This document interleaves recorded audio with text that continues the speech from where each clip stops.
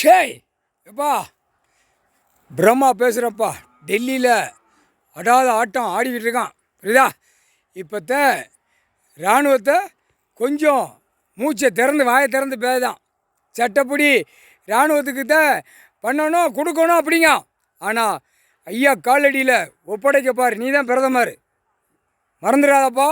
சனீஸ்வரி ஐயா காலடியில் வந்து இராணுவ தளபதினு வச்சுருக்கான். அவனெல்லாம் கொண்டு வந்து ஐயா காலடியில் சேர்த்துரு புரியுதா. சேர்த்துரு. தமிழ்நாட்டில் ஒரு அரசியல்வாதி இருக்கக்கூடாதுன்ட்டார். சோழி பெருக்கிறோன்ட்டார். தமிழ் வாரத்தில் சொன்னாதான் அந்த பேருக்கு தெரியும் புரியுதா.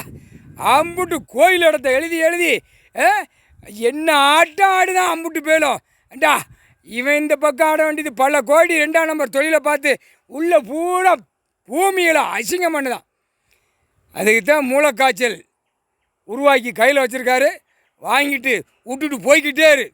எல்லா நாட்டிலையும் விட்டுரு. மூளைக்காய்ச்சல் அவன் பொண்டாட்டி பிள்ளையெல்லாம் மார்க்கமாக அடிக்கணும், மார்க்கமாக போகணும், மார்க்கமாக செதறட்டும்பா. இந்த மூளைக்காய்ச்சலில் தான் ஏன்னா மூளையை வச்சு தான் கசக்கு தான். மூளையை கசக்கு தான். எப்படி எழுதணும், எப்படி அள்ளணும், எப்படி வீடு கட்டணும், எப்படி வண்டி வாங்கணும், எப்படி விமானத்தில் போகணும்னு. விமானம் இன்ஜினில் போய் உட்காந்துக்கிட்டியா 2 பேருமே உட்காந்துக்கோங்க. இன்ஜினில் ஸ்டேரிங்கை பிடிச்சி ஓட்டுதான்ல, திசையை மாறி விட்டுரு போட்டோம்.